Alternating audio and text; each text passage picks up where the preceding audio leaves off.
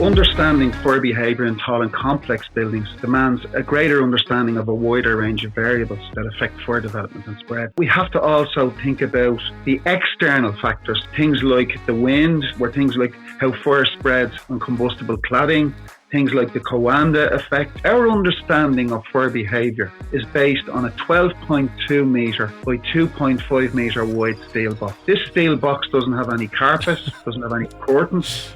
To a large degree, our confidence in compartmentation led us down a pathway we didn't pay enough attention to that. If you think about a lift shaft as a syringe, and if you think about the lift car itself as a plunger within that syringe or piston, right? And as the lift goes up and down, it's going to either cause a vacuum and suck smoke into the lift shaft, or as it goes up, it could pressurise smoke and push smoke upwards into higher floors. In America, they've had numerous fatalities. So identifying the wind impact on the building is a core component of the officer's dynamic risk assessment or size up, and it really brings to light the importance of having an external observer.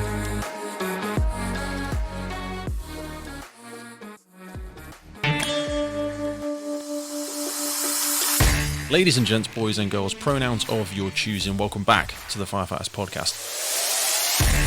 This is the long and awaited return of part 2 from our conversation with John Chubb. Cast your mind back to episode 116, and John shared with us some of the absolute essentials for firefighters operating in tall and complex buildings, as well as so many insights into the world of compartment fire behaviour training. In this part 2, John is really changing gears, and in all honesty, he pretty much left me in the dust as we go into some of the aspects of high-rise factors such as blowtorch effect, piston effect, vents, false ceilings, hidden voids. Honestly, this part 2 is like an audible grab pack survival kit for firefighters operating in tall and complex buildings. Just want to say a big thanks to our partner of the podcast, William Wood Watches, being along for the journey and bringing this episode to you today. William Wood Watches are the creators of those beautifully crafted British luxury watches made from upcycled firefighting equipment. If you head over to their website, William Wood Watches, you'll be able to see their Chivalrous, Valiant, and their Triumph collection. I've had my William Wood watch for going on 3 years now, and I get no end of comments on the red watch strap. Now, these upcycled straps are just one of the unique pieces about the watch. For example, my red strap comes from the London Fire Brigade red hose. You've got the Tynan Weir hose that makes up the blue strap. Our British Armed Forces bring us the green fire hose. We've got the West Mids yellow fire hose and the William Wood Watches Elite Fire Kit 1. There's so much detail that goes into these watches. Despite just being a lover of what William Wood Watches do, I am also incredibly proud to say that last year they donated £40,000 to firefighting charities. So to get your hands on your beautifully crafted British luxury watch made from upcycled firefighting equipment, head over to williamwoodwatches.com.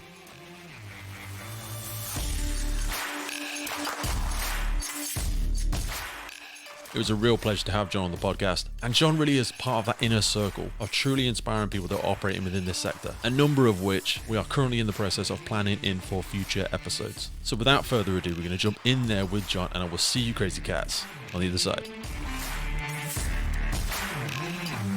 Now, there's been a lot of retrospective changes. We spoke about tall buildings and cladding and changing the heights and requirements of the risers and stuff that are inside them, but then also fire detection and fire separation. So when we retrospectively fit alarm systems, or when we change the telephone lines, or when we install gas and electric into these tall buildings, they go through a lot of retrospective changes, because one of the things that does affect internal fire spread in tall buildings is the level of fire separation. And I wanted to just ask if you could expand on how that affects fire spread in buildings and try and give people a little bit of an understanding of what they're looking for in ways that fire might spread in a building. Okay, well, if you take it that most of your listeners have probably done compartment fire behaviour training, well, understanding fire behaviour in tall and complex buildings demands a greater understanding of a wider range of variables that affect fire development and spread. So if you think about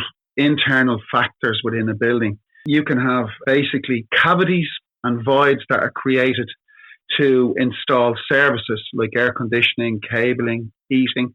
You have lifts and lift shafts, and this can result ultimately in fire behaviour that we describe as trench effects and chimney effects and the stack effect that we talked about earlier. The other aspect of fire behaviour in these buildings, apart from the internal components, is that we have to also think about the external factors. So we're now looking at things like the wind, or things like how fire spreads on combustible cladding, things like the Coanda effect, We're also thinking about how fire behaves in open plan structures.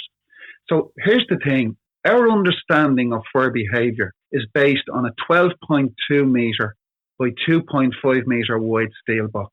This steel box doesn't have any carpet, doesn't have any curtains, doesn't have any windows. And essentially, we're pretty good at predicting how a fire is going to spread in that type of environment. But when you start adding the building itself, the configuration of the building, and all these openings that we have guys drilling out and maybe doing it after the building is built to do modifications to the building. And we understand that if fire gases get into those cavities and those voids, the fire can spread unseen. And I haven't even mentioned suspended ceilings yet. Oh, God. So, that's scary. That's killing firefighter territory. That is scary. Yeah.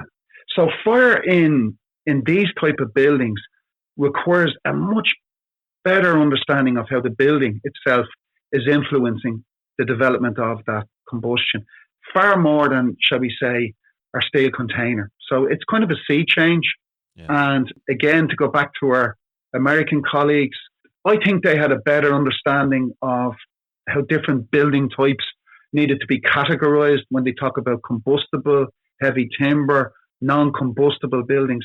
And to be fair to them, and I like to be open-minded about it, they really understood that the structure itself was going to have a really big impact on what they can expect from it during a fire. Yeah. Whereas that, to a large degree, our confidence in compartmentation led us down a pathway of maybe we didn't pay enough attention to that. Yeah. Do you think we had kind of like an elitist view? We're quite good at building. You know, historically in the UK, we made quick advances in structural competence. You know, our builders and stuff, we got a good skill set. So we ended up with a lot of buildings which were perhaps built a little bit better, don't want to sound harsh there, than the creativity that you might find in different areas of, say, the US, where their available materials would vary significantly across the country because it's so big. So the differences in construction were far vaster, whereas we had perhaps a much more structured approach to how we were going to build all of our buildings, how we were going to separate them out. So we learned from maybe a bit of an elitist view. I don't know if I'm stretching there, but because we benefited from having all of our buildings done the same, we learned that way. I think you're right, Pete. I think the standard of construction from the European perspective is much higher than North America. Even now, I think if you look, they basically had to get buildings up really fast to accommodate rapid expansion of a population that were effectively moving in from a European source. Yeah. So the dependence on timber, because it was so readily available, has morphed into variations of using timber in more clever ways. You know, these I-beams, we'd call them I-beams over here, but they'd make them from wood. Yeah. And I think the use of balloon frame construction, which was an old type construction where if a fire got in between the cavities, it was going to spread upstairs in a matter of minutes. Fast. So ultimately, we did have a certain amount of confidence, maybe arrogance.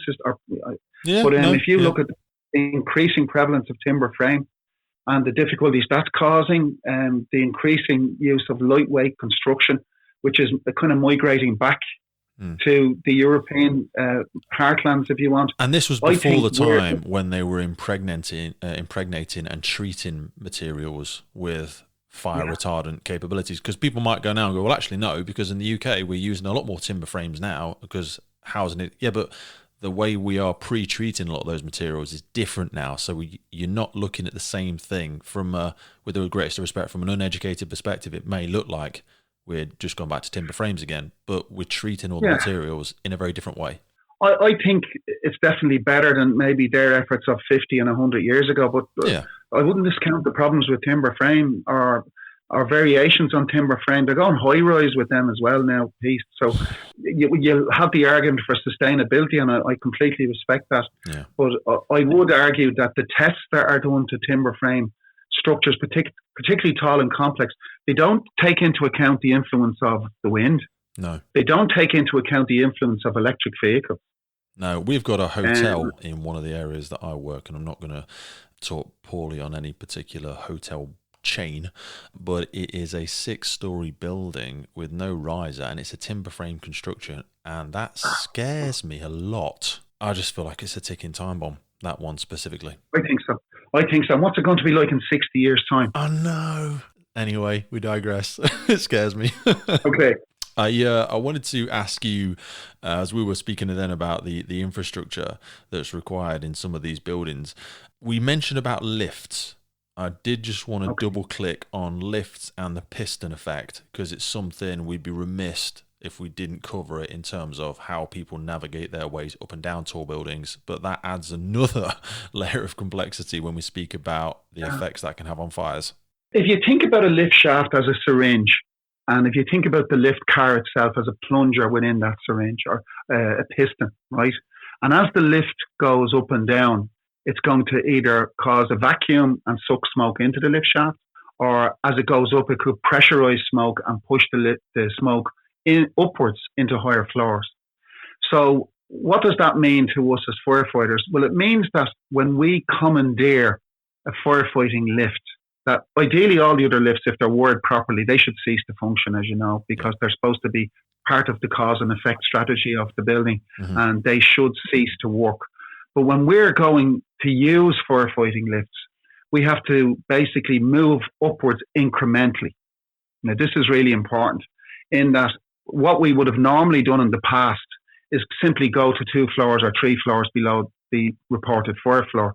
So what we've learned from our colleagues in North America is that when you get into the lift on, say, the ground floor and you're moving up to, say, to get out, say, 2 floors below the fire on, say, the 15th floor, you should be moving up at 2 or 3 floors at a time. Yeah. And every time you get up the 3rd floor, you should be standing outside the lift car and shining a torch up to make sure you're not ascending into smoke. And then if you see smoke in the lift shaft, you should simply walk. It's as simple as you shouldn't be using that lift car because of the piston effect and because of the effect that it could have on the lift. Even a firefighting lift, as you know, has a lot of backups in terms of backup wiring, backup power supplies. Separate power. But they don't do well in water. They don't do well in smoke. So this little ecosystem inside the lift shaft is something we have to be careful of. And we have to be aware we could be absolutely spreading smoke around the building. Yeah, because people look at a lift and it obviously has its very obvious benefits, both for ourselves and the public, i.e. it's quicker, it's efficient, but with so many things that have those sort of characteristics, they also come with inherent dangers. You say they're about 2 or 3 floors. That's something that we haven't necessarily adopted as much as I think we should have, because like you say, if you move up there really fast, the pressure of that plunger effect that you created there, it's a bit like the bellows of a fire.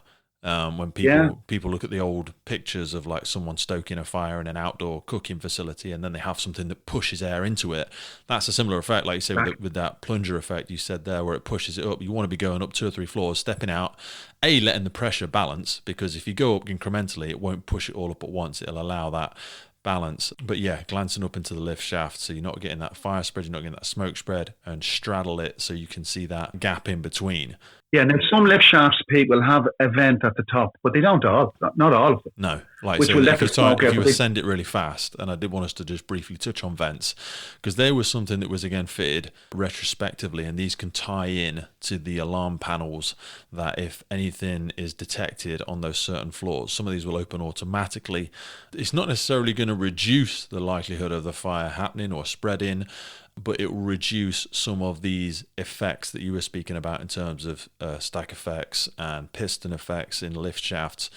It will reduce the impact of our actions and also the environmental actions, allowing us to effectively get there a little bit quicker, but without bringing with it all of the air pressure and the challenges of ventilation in a building like that.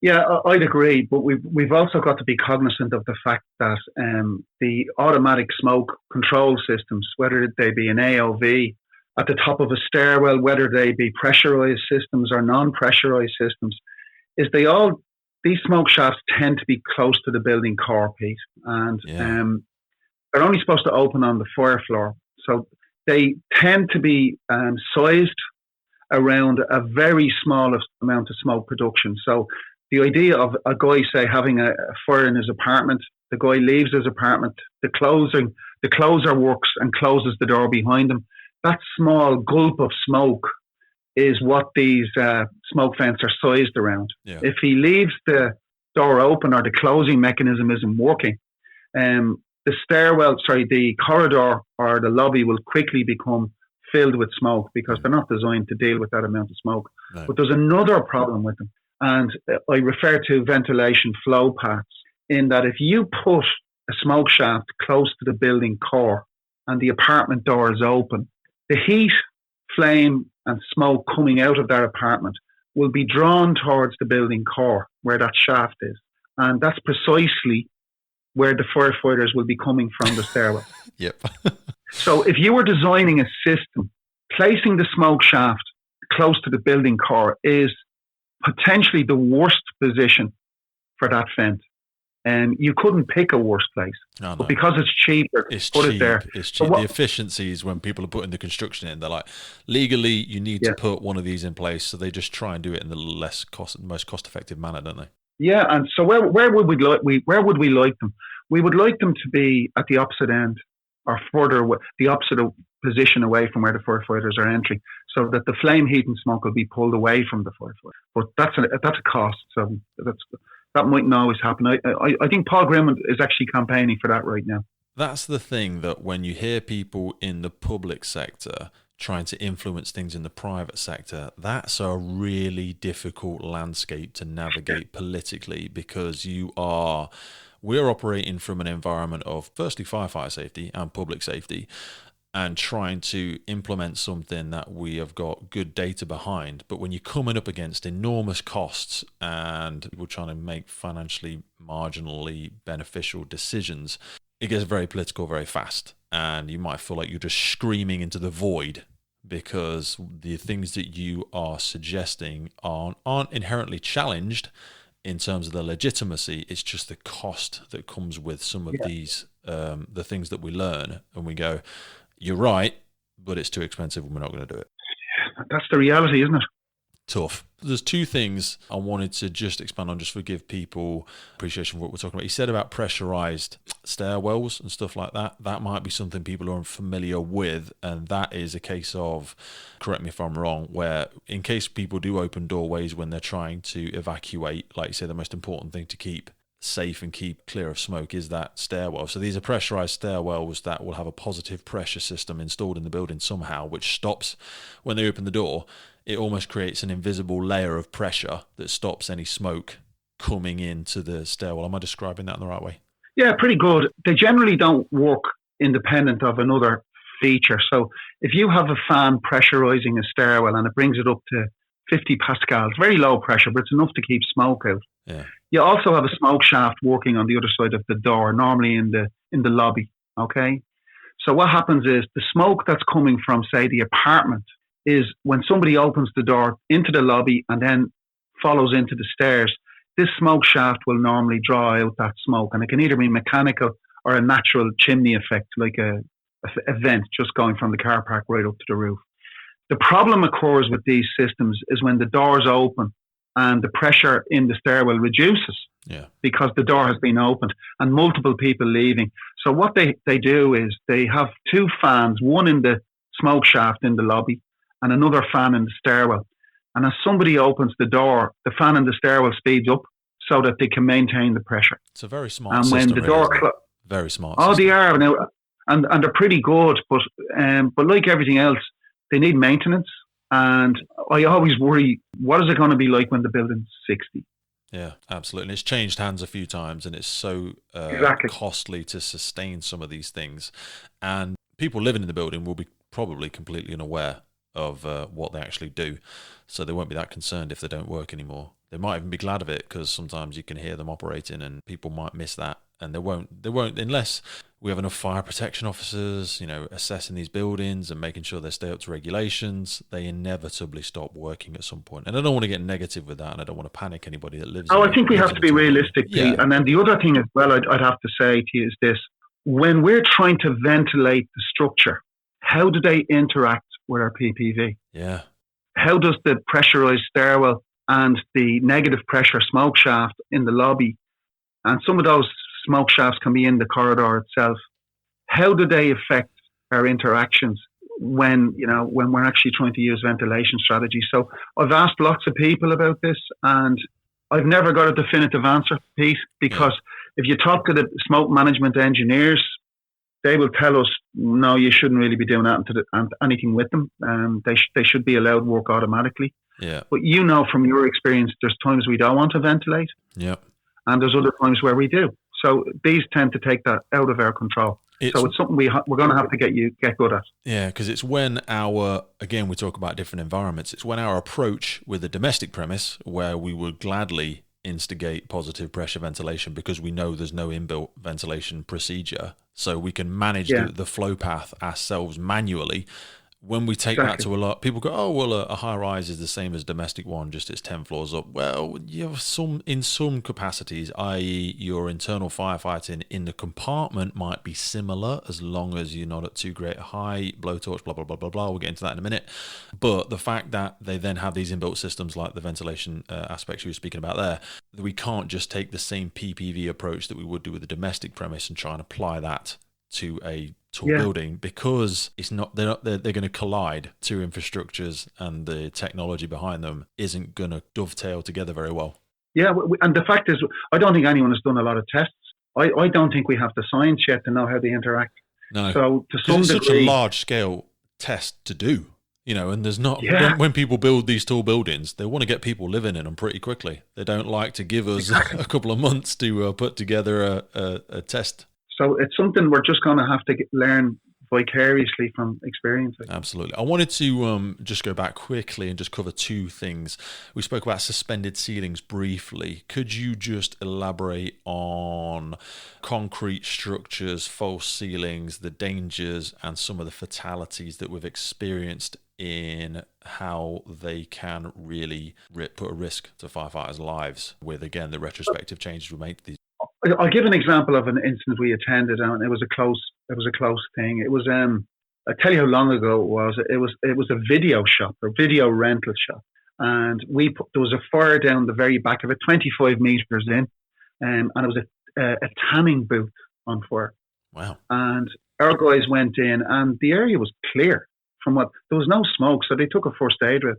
And little did they know that the suspended ceiling was masking a layer of smoke that was moving above them, but not only above them, it went past them and it was heading towards the door. So when it did ignite, it caught them completely by surprise because they didn't even see any smoke. So the actual suspended ceiling acts like a cavity, and it can mask where the smoke is, and it can mask at what level. There could even be flames because there'll be a certain amount of fire resistant in some of these suspended ceiling tiles. And when they do kind of expose themselves to the firefighter can find themselves very deep into a building and maybe without a backup line. Yeah. So what we encourage guys to do, and maybe people have different views on it, we have to use smooth bores with dry risers because of the hydraulic characteristics. Yep. We want them to knock down the suspended ceiling tiles. Yeah. We want to know what's going on. There's a few dangers as well in, like, if people if they're lucky enough to get an early attack on a fire and the false ceiling is still intact, that's beneficial because they can get an early attack. But it's that midpoint where the fire's developed enough, there's enough heat around the ceiling layer that these false ceilings, or these suspended ceilings, begin to fail, and you tend to see a lot of, I don't want to say lazy electricians, but maybe when they're outfitting a massive building like an office block really fast, they might have a load of spare cable. And you'll see this if you ever pop your head above false ceilings or tiled ceilings, that you look up there's a lot of cable lying around all of these lights and stuff like that. And when that falls down on a firefighter in there, that's where we've seen a few fatalities, and it can get very dangerous when firefighters suddenly become entangled in hot, live sometimes, cabling, and it's wrapped around the BA sets and their head, and they can't see where they're going. And this is before we had cable entrapment cutters and stuff like that. I don't think we're seeing as much of it now. I think we did it because the concrete ceilings look quite ugly, or they thought it did, certainly maybe 15, 20 years ago. But I think, like, we go into a lot of premises now where they actually don't put them ceilings in anymore, and they don't mind having, you can see the ventilation ducts and you can see the cable tracks and the cable trays that are up in this, and people don't seem to mind anymore. But there was a period of time, and there's still a lot of structures around where they have these large false ceilings in place, don't they? Agreed. And I think, as you say, we're starting to become a little bit more industrial design, more minimalist. Yeah. And maybe it's a good thing, because we can see exactly what's going on. Yeah. And also the blowtorch effect. We spoke about it briefly. People, when you get up in tall buildings, they don't appreciate the change in weather from when they're standing on the street to when they're then 15 floors up. Could you briefly just talk about the blowtorch effect and the dangers that poses to people? The blowtorch effect is a variation on a ventilation flow path. And the best way I would describe this would be that a fire is a pressure phenomenon. And the fire itself will generate pressurized gases that seek to equalize into areas of lower pressure. Now, if you have a fire in an apartment, and let's say the door is open in the apartment, and let's say the smoke shaft is functioning, if the window fails in that an apartment, you will get a ventilation flow path pushed by the wind, pushing the heat and smoke developed by the fire, and it will go towards an area where it can depressurize, which could be a window or it could be a smoke shaft that's working.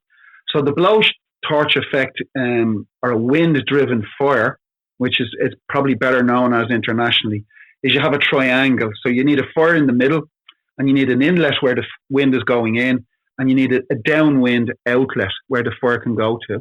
And it's an extremely dangerous event. I know you've had fatalities in the UK, Harrow Court, and in America they've had numerous fatalities.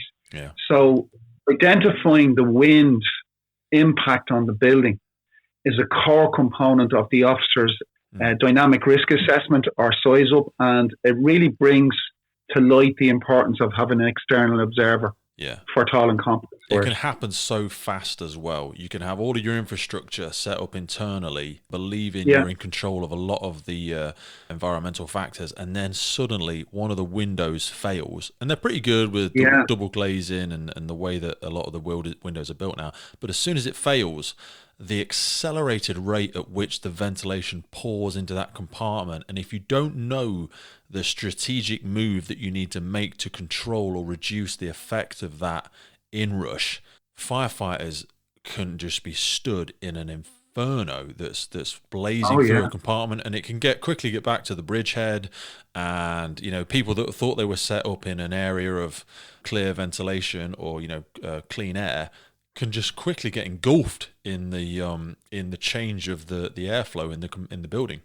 That's why I think it's so important that as part of one of your prescriptive scenarios for training has to be a wind-driven fire. Absolutely. And how to deal with it. So what we've introduced is obviously transitional attack, and we can use an aerial appliance to do that if necessary. We've also introduced the floor below branch, which means that we can apply water literally from a pipe that's kind of a 60-degree bend in it to the floor above it. And then also the consideration that if we can't get into that apartment, that we put 2 smoke curtains on the door. And if possible, we will fight that fire from the apartment beside it through the plasterboard wall. Yeah, absolutely. If possible. So it's about realising if you could have 3 lines of hose, Pete, and if you're downwind of a fully involved fire that gets impacted by the breeze, that water won't do anything. No. Yeah. You need to be getting the water in from upwind.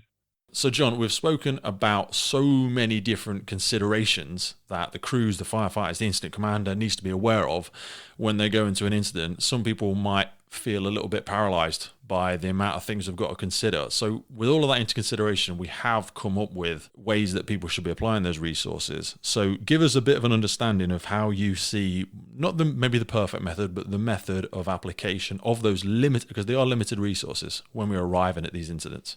Well, the first thing I would say is that the normal methodology applied to incident command, it's task focused, and usually the experience and the decision making of the incident commander are basically nurtured when they go on the courses. The problem with tall and complex or high-rise buildings is that the level of complexity about the buildings and the amount of different tasks that have to be achieved will quickly overwhelm somebody. It will. It's that whole paralysis through analysis, isn't it? You can just get overwhelmed and feel like you're rabbit in the headlights. So what happened was, when I started to study SOGs, I took a pretty academic approach to as many SOGs I could put my hands on from the UK, from Germany. I had to get Google Translate, and from North America. And so what I did was, I did a classic standard operating guidance, aren't they? Versus national operating guidance or standard operating procedures, SOPs and NOGs and TOGs, and so just to give people understanding. So what I did was, I applied an academic approach to see where they agreed, where they disagreed, and what emerged from that process of analysis. And what I quickly identified was that our American and our German colleagues went for prescriptive tasking.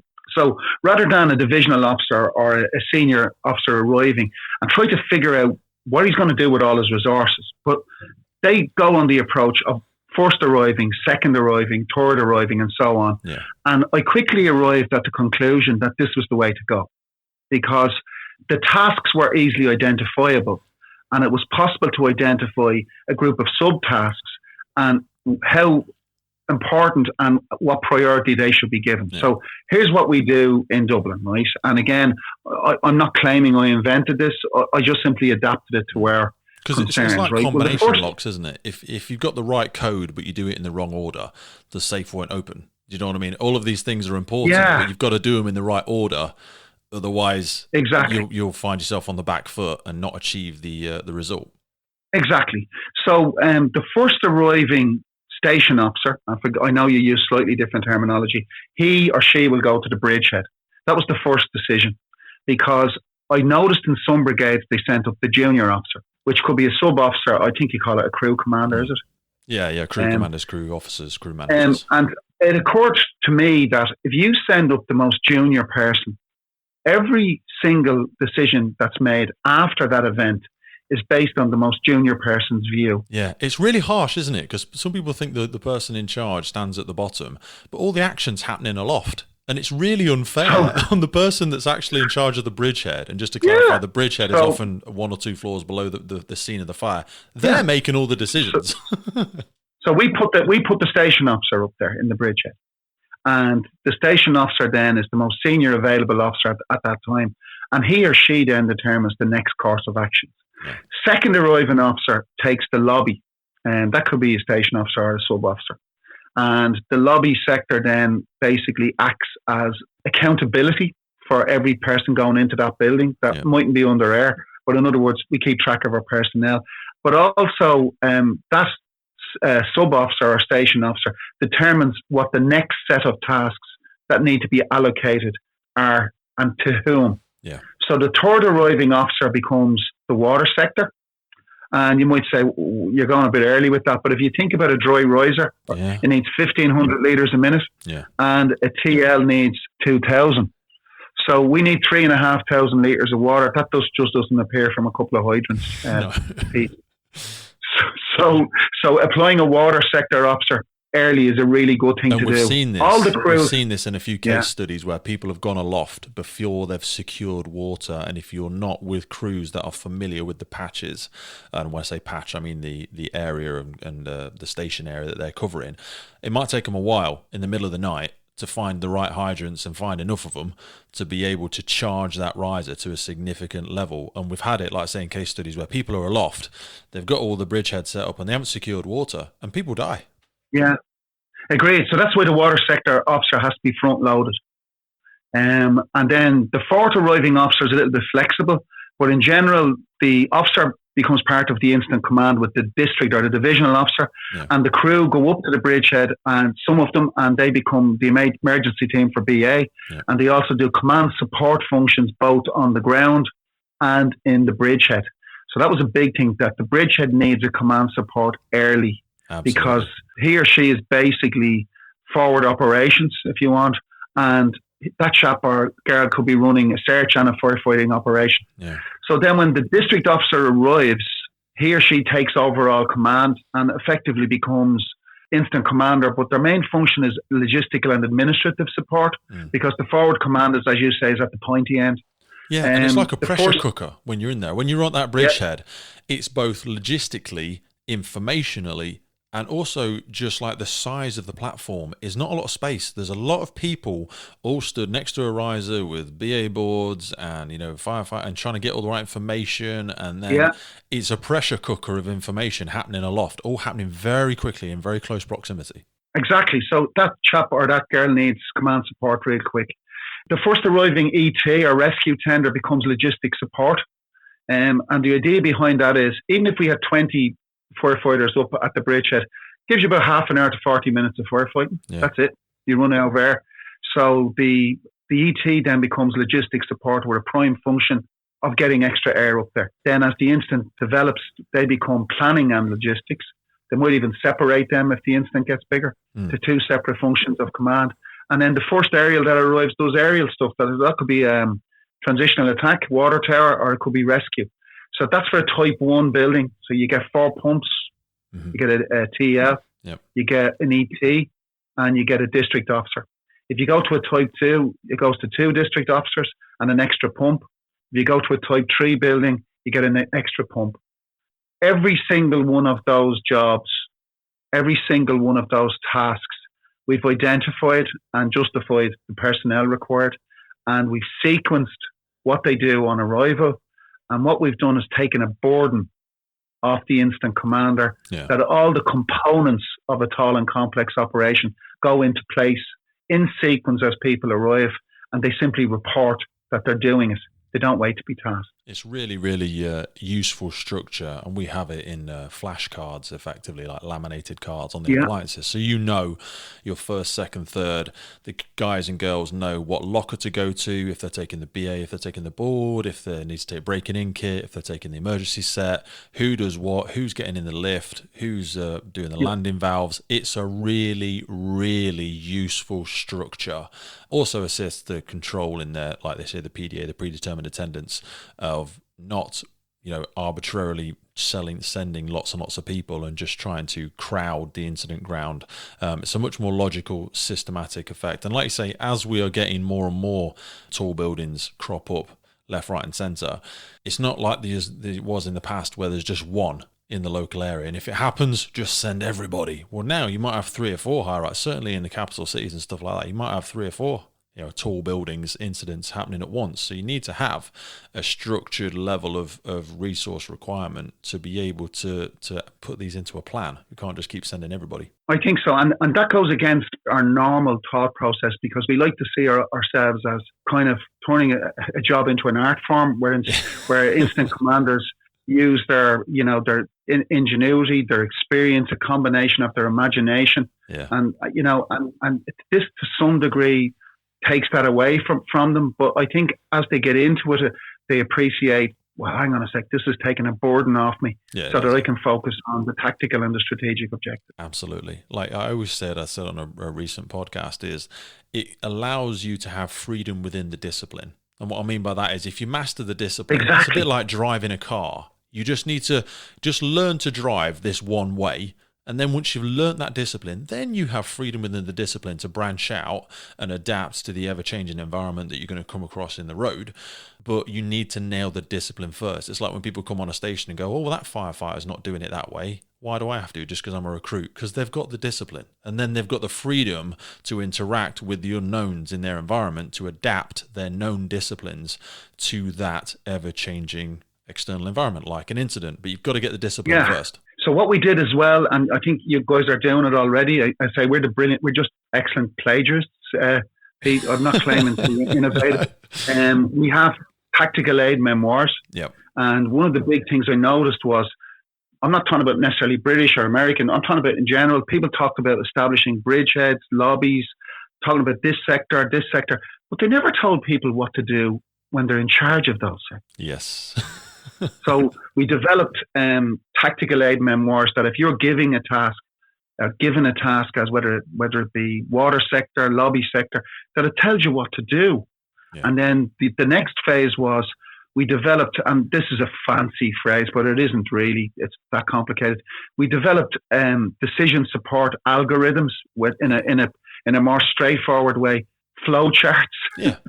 So officers can make decisions and apply a set of agreed tactical solutions to those problems. Yeah. It's like pouring a problem into a system, and as it transitions through the different variations and outcomes, it can then punch out some things that you can then apply your experience to. It's not trying to take all the thinking away from you, but it's a systematic way of discounting some situations and then support it doesn't replace your thought process, but it should support your thought process so that you don't get blinkered into something that you don't need to focus on. You can quickly discount it with a logical thought process. For sure. And then I have to give credit now to Paul Grimwood that he designed his own system of support for tactical decision making called RICE, RICE, and the umbrella concept behind our TAC aids is the RICE model. It's just that we've made them a little bit more granular depending on what type of conditions present. So what we teach guys is 7, shall we say, predicted type of emergencies, and hopefully without boring you too much, we teach them that you might have a tenable, which I mean smoke-free stairwell, and a tenable corridor or lobby.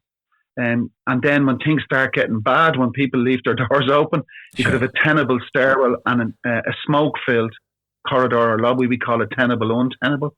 And then if you have a very badly managed building, you could have an untenable stairwell full of smoke and an untenable corridor. And then the next thing we add on is a wind-driven fire. Yeah. We follow that up with a building failure. This is a Grenfell style event. Scary. Yeah. And then the last one we planned for, and you mightn't seem particularly intuitive, but an underground car park for, which is part of the same building. Yeah. Yeah, it's like a high-rise flipped on its head, because certainly you can descend down 2 or 3 floors in some basements and sub-basements. But no, I think you're right, and I don't think we should. I think we're getting a lot better at not worrying about not even plagiarism, like copy and pasting, because it's amazing what you can achieve when you don't mind who gets the credit. And I think that requires a lot of humility from seeing these wonderful practices and the outcomes of the decades of learning from people like yourself and Paul Grimwood, being able to let go of our egos and see great recognized practices and just have an ability to swallow our pride and go, that works. Let's copy and paste and adapt ever so slightly if needed, but don't try and reinvent the wheel.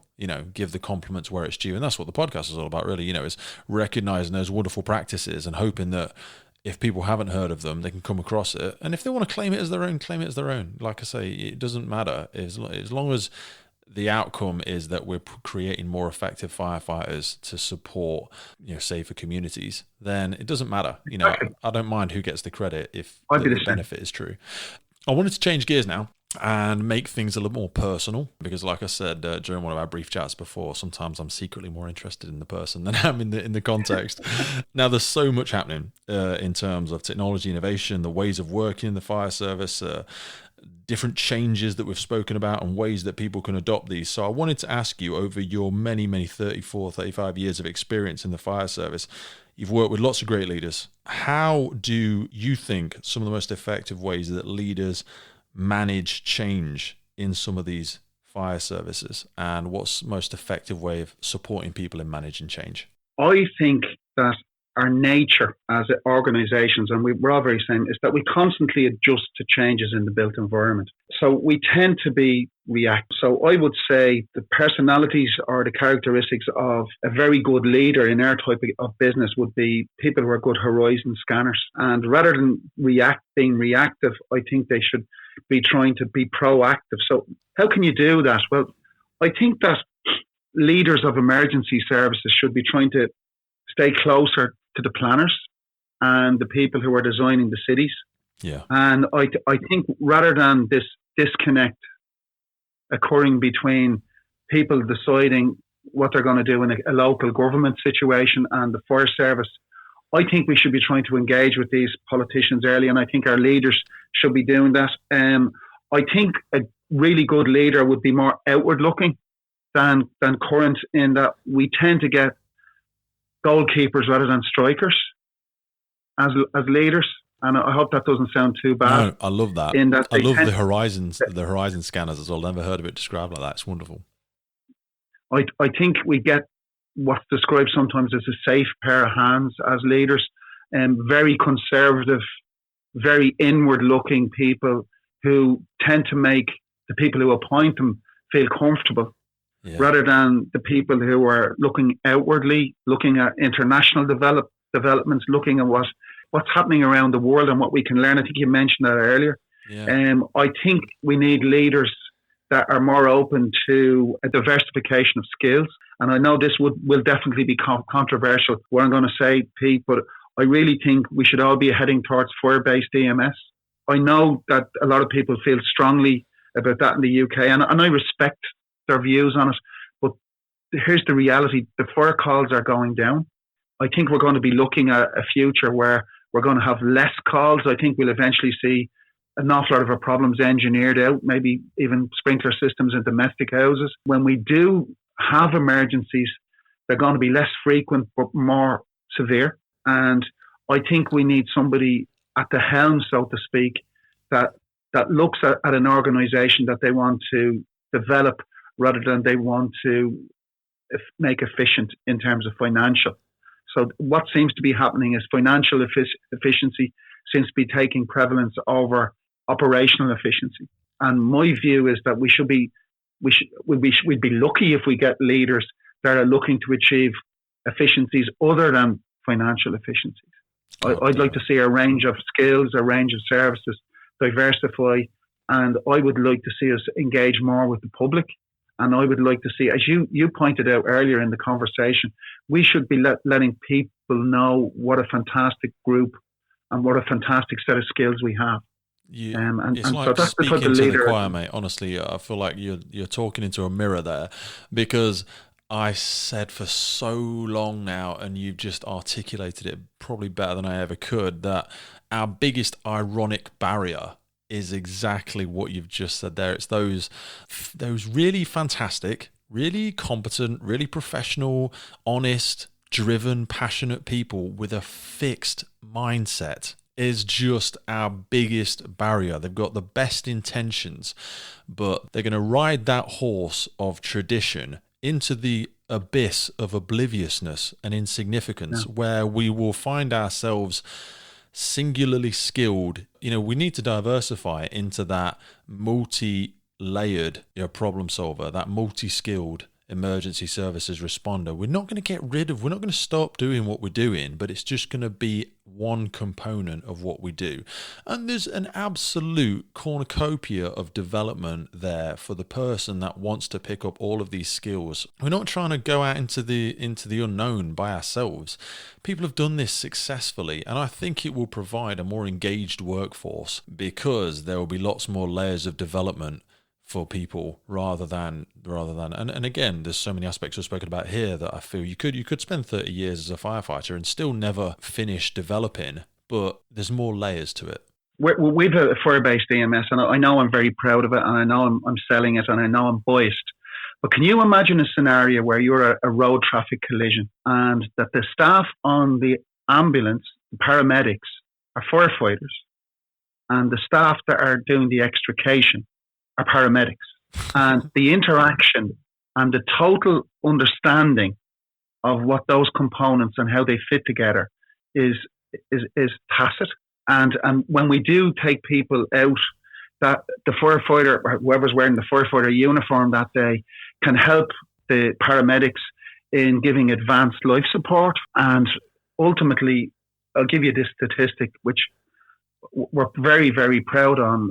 If you have a cardiac event, Dublin is the third safest city in the world to have that. Because when someone has a cardiac event, if the ambulance is at the hospital or an ambulance they turn out a fire engine with 5 paramedics and all of the same equipment, apart from the stretcher, of course, that the ambulance has. And the intervention window is narrow, and we're saving lives. And so that's our prime function, is to save lives. So that doesn't take away from those guys as firefighters. It also, and I know this sounds a slightly different take on it, it also promotes excellent pay, promotes better advancement in different ranges of skills. And you know what it does as well? From the time our new guys go on the ambulance, it's developing their decision making. It's developing their calmness under pressure because they're doing it all the time. So even though it has its own challenges in maintaining skills, I'm not going to deny those, it actually brings us on as an organisation. And I see talented people all over the world. We're all capable of doing this. We're all capable of doing, and I think it's the mandate we have is to give the public the best service and the best chance of surviving these traumatic events. And that's what we do. That's what we're good at. We're better than, I'm telling you this now, a fire service is better than anybody at providing this. Diversify or die. That's diversity. I love that. That's a soundbite right there. So we've spoken so much about personal development, and you, I secretly feel, are the similar to myself, are that eternal student. So I wanted to ask you yourself, turn the mirror around and say, what is your approach to personal development now? How does it play a role in your life today? I think the moment you stop challenging yourself, the moment you will go into a decay as a person. I've spent my entire career on the operational side, and we've been through it all, and I loved every minute of it. But I'm 60 now, and I have to allow for the fact that time catches up with everybody, right? So I could have retired 5 years ago. I still love the thing, so I'm not going to go until I want to go. So what happened was I've been offered a new challenge, and again, this ethos of continually seeking to be better than you were, the last time you thought about yourself, is a whole new challenge for me. I'm going into this operational intelligence. I did a master's in science when I was 50.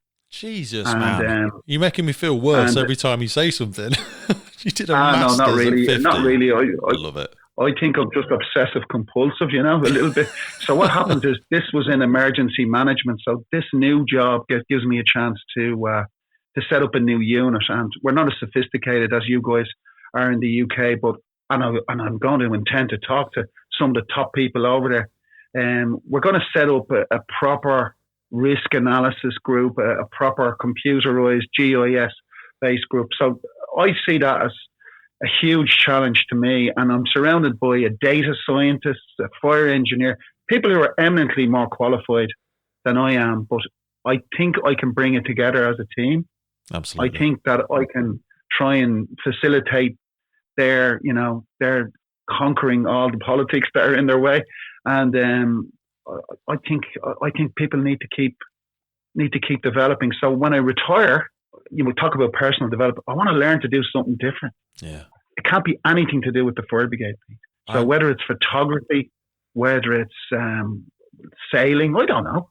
It's so exciting, isn't it? I envy people. I think we just have to, when they have that opportunity in their life, because they get to that age, and people say retirement like it's something that is gonna give them freedom, but I think you've got the whole thing backwards when people think about it that way. If you're not doing something now, and again, I appreciate it for some, this is an elitist view, but you've had such a widespread and engaging career because you've leaned into it and you've chosen to pursue something that you have such a passion for.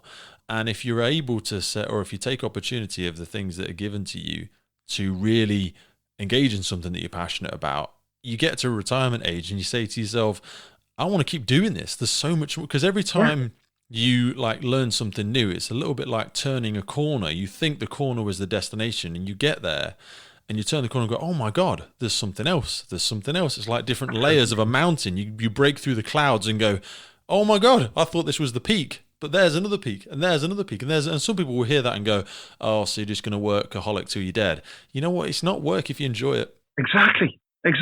And come here, it's not the peak, it's the journey to the peak. Absolutely. It's what it makes of you along the journey. I secretly I don't think I ever will reach that. It's like the podcast. Every time I listen back to it, I cringe listening to myself because I know how much better it can be, and I know how I could ask the question differently.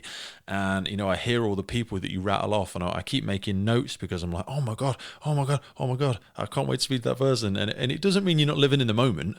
And people hear like what you're saying, they go, don't you look forward to when you can just relax and enjoy yourself, John? Or people say to me like, oh, can't you just switch off? I'm like, what do you want to switch off from? If your life is something you want to, if you want to switch off from your life, you're doing it wrong.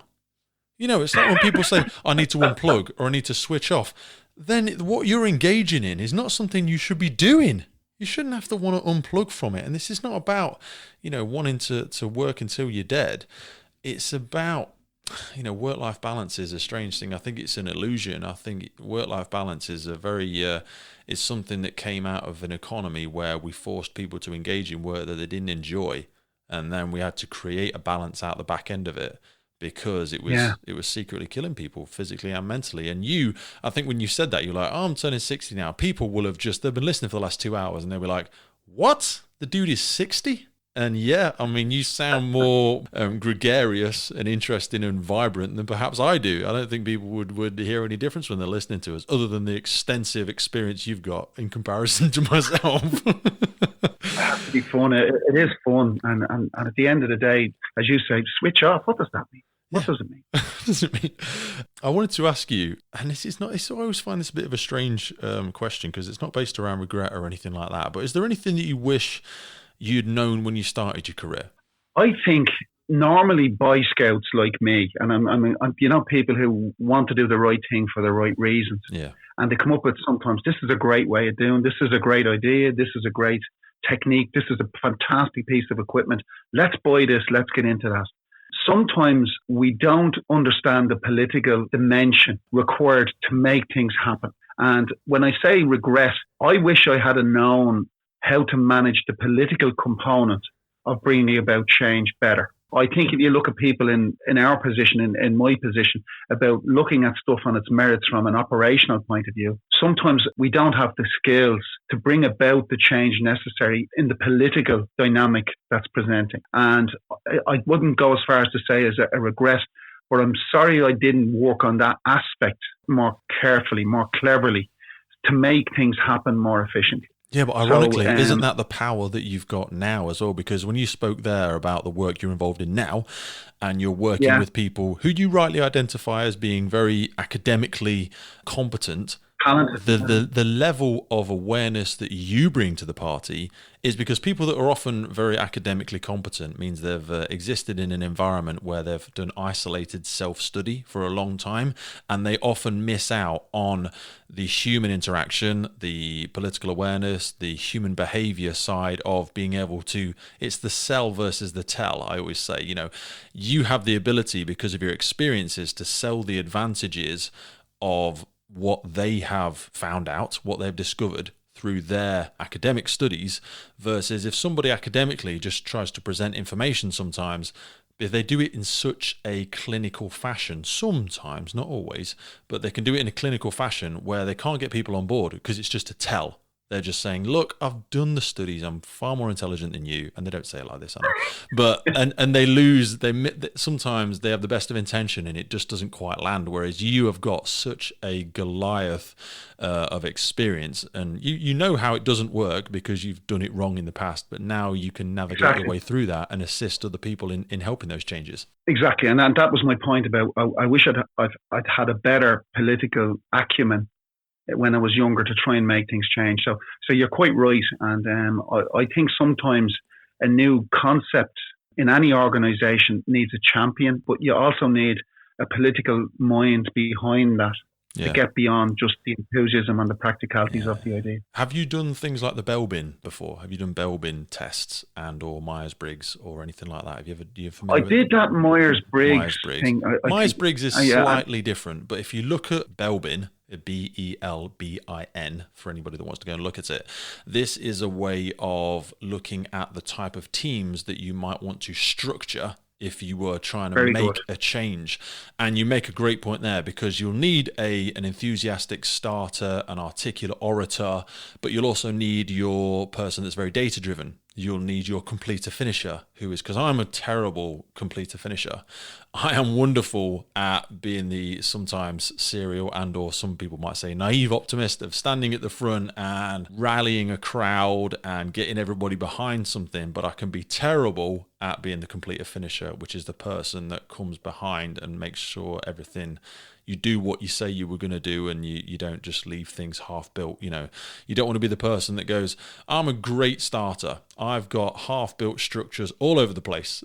You know what I mean? You don't want to be that person because that's not the way to live your life. I think you've hit the nail on the head, Pete. Yeah. Bell bin, for anybody that wants to go and look, it's really useful. It might be a little bit too management speak for somebody, but like you said there, if you don't go and understand the stuff that's behind how these things work, you can constantly bang your head against a wall because you don't understand that actually you do need people different from yourself. We can't just all be standing on a mountain shouting. Nothing's going to get done. Yeah. We spoke there about a great piece of advice that you would perhaps share with yourself, but what I often feel is one of the biggest barriers to people's development is often pieces of advice that they should have ignored. And this can come in various fashions, so I don't want to influence your answer, but what piece of common advice do you think people should ignore? I think when people are trying to influence young people and tell them, be careful about that. And what I mean by careful about it is not to bring good ideas to the fore, or not to give an opinion that could be contrary to, the considered view on something. I think advice telling people, not to put ideas forward or not to go with something that they really believe in because it could upset maybe, the standard of thought about the particular subject is bad advice. Don't upset the apple cart. Wait your turn. Yeah. Don't put your hand up. I like the Japanese concept of Kaizen. Some guy has come up with a new way of developing, say, a car or a new modification to a car, that they set up an environment at high-level meetings that they're not allowed interrupt or contradict this new idea. And then they kind of break them up into small groups, and they get people who would normally be in conflict with that idea to support developing that idea. And I think the concept of continuous improvement is something that I really aspire to. Yeah. And I think to set up an organization that encourages inward reflection and to encourage youth and new ideas sometimes come from people with no experience. And I think we really need to move away from, he's only a newbie, ignore him. I think good ideas can come from anywhere, and we should encourage it, Absolutely. Because we're not plagued with all those subconscious biases as well, that groupthink. Do you know where Kaizen came from? I think it was originally an American academic idea that they brought to Japan after the war. And they were trying all these business theories that they could never get to work in America. And then they ended up making the biggest competition to American car makers because they created a monster of efficiency. Yeah. So during the war, it was actually, you were absolutely right. It happened post the Second World War, I think it was, because during the war, we sent off all of our men and managers to go to the front line and manage the troops. So what we had to do was all of our women and our workforce that had left the factories, we had to come up with a way of being far more efficient. So we came up with the process, which originally, I'm going to get this wrong now, it's called the end of line process or something like that. And then we wanted to help rebuild them because what we appreciated was there was a massive population there, and we wanted them to get back on their feet and help them with manufacturing and help rebuild them and all this sort of stuff. So what we did was we took a lot of our really intelligent, the man's name, I want to remember his name. There was a gentleman they sent over who was like an economist and also worked in a lot of factories. And he went over there and helped them rebuild some of their infrastructures, taught them about 5Y processes, taught them about Six Sigma, taught them about large-scale problem solving and efficiencies and marginal gains. Just in time. Just in time. Thank you. That was what it was. It was that process in America, just in time. And they had the end-of-line cord where they would have large-scale manufacturing in vehicle processes where they could flag an issue. Because what they would do is they'd wait till a vehicle came off the end of the assembly line and then they'd just bash out all the problems. But they realized if they could stop the problems at the origins where they happened, they created a really, really seamless, efficient process. And they swallowed it. They bought the farm over there in China, and that's what then led to them being such a colossal power in terms of fast-moving consumer goods lines and manufacturing and stuff like that, because they completely adopted it. The problem is, at the end of the war, all of our managers and men came back and took over the factories again, and they threw it all out. They threw out the baby with the bathwater, and we went back to the old recognized methods. And we then sent the individual, went over with his just-in-time method, and they used it. And then they developed it into Kaizen. And now we know it as Kaizen, when actually it did originate from America. But you're right. And I love what you said about having that self-awareness to challenge yourself internally. Have you heard of red teams? I didn't. red teams as a military process where they would put together their strategic objectives and how they're going to go about a deployment, and then they would have a red team that would effectively poke holes in all of their approaches. So all of their biases where they were like, oh, we predict the team is going to do this, we predict that the enemy's going to do this, and the red team would go about things in a different strategic fashion to see how they would react to things. And this was also seen in things like, have you seen pre-mortems? Have you heard of that process? No, it sounds great. So a pre-mortem is, everybody knows what a post-mortem is. Somebody dies, we think about what's gone wrong. A pre-mortem is you and I, we're organising an event next Tuesday, a charity event, or we're putting together whatever. And then a pre-mortem is similar to a red team where we would go, okay, let's imagine the event is on Tuesday. Let's imagine we're sitting together now, Wednesday morning, and the event has gone colossally wrong. What reasons might this have gone wrong? And what might we want to put in place to mitigate that outcome? Now, some of it we're not going to do, because one of the outcomes might be, well, a meteor hit the middle of it and then everybody died. Okay, what can we do about that? We could build a big structure that protects us from meteor. Okay, we haven't got the technology, it's very expensive. So you come up with an effort reward matrix where you go, how is the things that are high value, high reward, low effort that we could put in place that will mitigate the outcome of these things? And they were a series that I appreciate. I've just talked to you for ages and gone down a rabbit hole there, but these are wonderful things. Like, you just inspired me when you shared that. And these are so many things that we need to adopt more of, but it takes so much self-awareness, John. These are things that people, they're going to have to let go of some of those old mindsets to fully adopt these things. And we will all benefit from it, but it's just a tough process to drag people through. And the big thing, it's actually okay to make mistakes. You don't learn from doing it right. And it's creating an environment where people aren't afraid to be innovative. And what I like to do is create an environment where I say to people, and I really mean this, by the way, I don't want you to agree with me all the time. No, please challenge me. If we're all in agreement, somebody's redundant. Absolutely. So I think we create an environment where we encourage people to be innovative and make mistakes in the right places, of course. You don't want them to make mistakes in the middle of an incident. No. If you just to trial new ideas. But if you know what I'm saying. So it's constant improvement. It's constant encouraging of new people. And succession management is a big part of our job, and not losing skills. And I really am keen bringing on the new guy, bring on the young guy.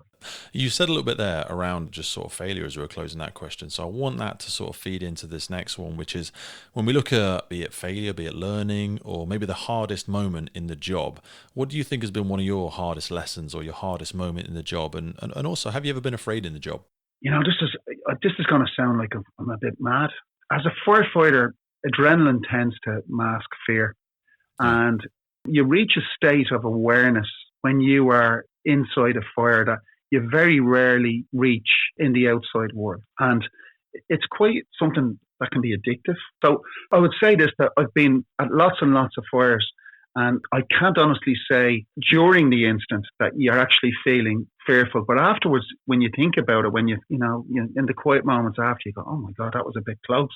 So in the years of being operational, the hardest moments are always child fatalities. They're the worst. No doubt about it. That I know this sounds awful, but if you have somebody that they're very mature and they have a fatal accident, to some degree, you can deal with that because you feel, listen, they had a decent run, that kind of thing. But when it's a child, that's very difficult. And I think most firefighters will say that. From an officer's point of view, which is slightly different, the hardest thing to do, I think, sometimes is to stop firefighters going in because they're pre-programmed to go in and get on with it. Yeah. And sometimes the hardest thing to do is to stop them going in because the level of risk is unacceptable. So that can be difficult, and because you're considering at that moment that decision could result in a fatality. So it's a balancing act. A firefighter, as I said earlier, we're pre-programmed as firefighters, we're going in.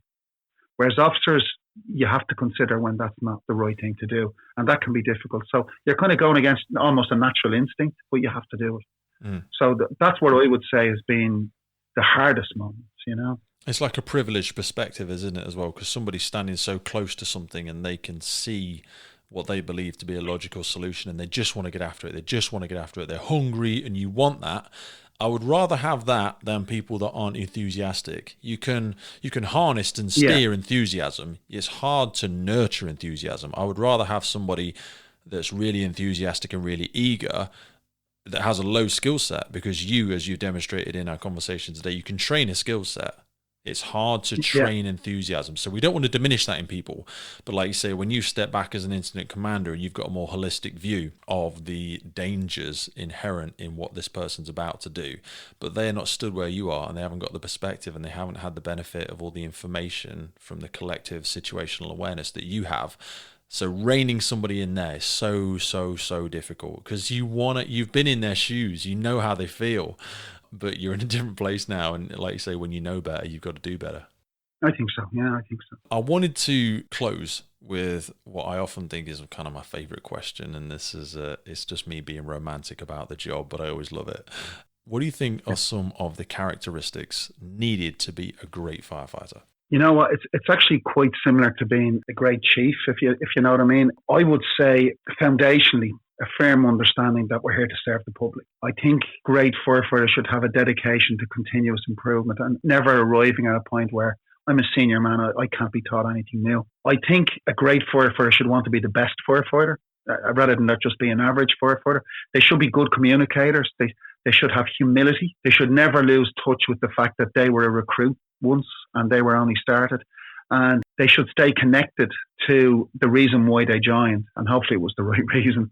And then the other great feature of a fantastic firefighter, or the classic senior man, if you want, is someone who's constantly aware they need to develop their successor. John, I feel like I could speak to you for another 5 hours. I want to be respectful of your time, but man, thank you so much. I want to thank a lot of associated friends for introducing us to each other. I think I had about 3 pages of notes in front of me that I had prior to our conversation, and I seem to have finished with those 3 plus 2 pages of notes on the back of the 3 pages. So I have certainly taken, I don't feel like I've walked away with a deficit, put it that way. I've taken so much away from our conversation, and this is why I encourage people to go and find those people that have those nuggets and make sure you capture them and sit with people of experience and try and capture that. I know people will have taken a lot from our conversation. I have certainly taken a lot from it, and I want to thank you for sacrificing time away from your family and your loved ones to give us the gift. Can I say something to you? Yeah. This has been a privilege for me. Listen to you very carefully. You really have all the attributes to someone to go and take the lead and succeed people like Paul Grimwood. You have a fantastic knowledge and you've an awful lot to give. And I just want to say to you, don't ever think for a minute that you can't lead and you can't lead the way for the British Fire Service. You have some future ahead of you. I'm telling you that. And come here, you would be letting your abilities down if you don't maximise that. Now, I can see you going off and doing degrees and PhDs in psychology. I can see you getting honours and all that. But as well as that, you have so much to give to the fire service. So come here. It's my privilege. So thank you so much. Thank you. I really appreciate that. And the knowledge I try and share with people is solely that which I've learned from people such as yourself. So it's very much benefiting on standing on the shoulders of giants such as yourself. So send my love to the family, and I will speak to you very soon, boss. Thanks, Pete. Mind yourself. Bye-bye. Hey, folks. Pete here, just jumping back in. Wow. I mean, John Chubb, that guy, oh man, I just love that conversation. John is such at 60 years of age. Really? I don't believe it. I'm not buying it. I know you guys are only hearing the audible, right? But I saw him. That dude doesn't look 60. And I don't know if it's just a reflection of the passion with which he communicates. It just screams the energy of a man significantly younger than perhaps many of us would identify. But again, maybe that's just because we're having our own subconscious biases about how we think people of that level of experience and or age should behave. And, you know, I think John doesn't just break the mold. I think he breaks the whole factory in the level of passion that he is still bringing to his duties. A massive thanks to John. There's so many takeaways from today's episode. So many. If you're still listening now, then that's because you've enjoyed it maybe as much as I have. I'm going to selfishly say I enjoyed it far more. And I just want to say thank you to you for entrusting us with our time. Time is the one irredeemable asset which we're never going to get back, and you have just entrusted your time to myself and John, and we don't take that for granted. If it is anything to go by from today's conversation, I am going to be bowled over with several more pages of notes from the incredible people as we delve further into the world of the emergency services and swim in the ocean of experience and knowledge that they've gathered. I look forward to seeing you again real soon, right here on the Firefighters Podcast.